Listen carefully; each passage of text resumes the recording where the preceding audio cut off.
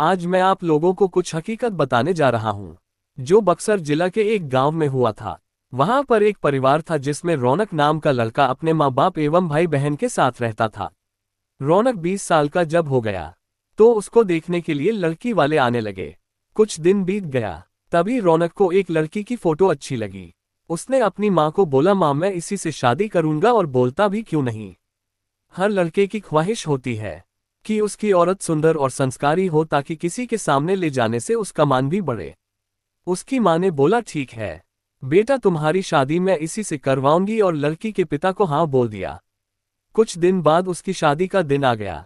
वह बहुत खुश था क्योंकि उसकी हल्दी मेहंदी और संगीत से घर में खुशी छाई हुई थी। सारे मेहमान से उसका घर भर गया था। वह मन ही मन सोच रहा था कि मैं अपनी औरत को बाहर घुमाने ले जाऊंगा और दोस्तों के साथ खूब बातें भी करूंगा कि देखो मेरी औरत लाखों में एक है। मन ही मन लड्डू फूट रहे थे और उस दिन उसका इंतजार भी खत्म हो गया, क्योंकि उस दिन उसकी शादी जो हो रही थी। गांव वाले भी धूमधाम से बारात लेकर लड़की के घर पहुंचे और दोनों की शादी भी हो गई। जब सुबह विदाई हुई तो उस समय लड़की को डोली में अकेले ही ससुराल लाया जाता था। चार कहार डोली को उठाते उठाते थक गए थे। वह बेचारे सोचे कि कहीं पेड़ दिखा तो डोली उसके नीचे रख देंगे, तो थोड़ी देर आराम करके फिर आगे बढ़ेंगे, और आम का पेड़ तभी दिख गया। वह लोग डोली को रखकर पानी पीने लगे और बोले कि बहू अगर आपको भी प्यास लगी हो तो पानी पी लो। बहू ने कुछ नहीं बोला और चारों की थोड़ी सी आंख लग गई। तभी उस पेड़ की चुड़ैल नीचे उतरी और दुल्हन को मारकर उसके अंदर आ गई और डोली में बैठ गई, क्योंकि दोपहर का समय था। थोड़ी देर बाद वह अपने ससुराल आ गई। लोग चार होने के बाद जब रात हुई तो रौनक अपने कमरे में गया। जब वह अपने बिस्तर पर बैठकर दुल्हन से बातें कर रहा था, तभी उसे जोर से प्यास लगी। उसने कहा, मैं पानी पीकर आता हूँ। दुल्हन ने बोला, आप बैठो मैं पानी दे रही हूँ। इतना कहकर उसने अपना हाथ लंबा करके कुएं से पानी निकालकर उसको दे दिया।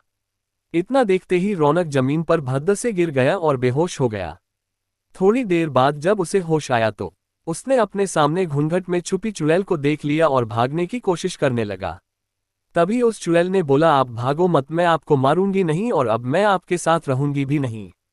नहीं तो आप जीवित नहीं रहोगे, क्योंकि आपने हमारा चेहरा देख लिया।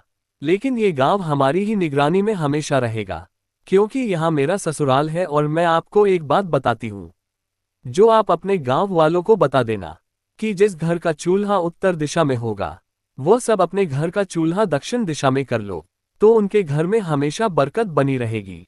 इतना कहकर वह गायब हो गई। शास्त्रों के हिसाब से माना जाता है कि दक्षिण में अक्सर भूत प्रेत निवास करते हैं, लेकिन ऐसा करने से आज भी उस गांव में कभी भूखमरी या फिर कोई बीमारी जल्दी नहीं आती।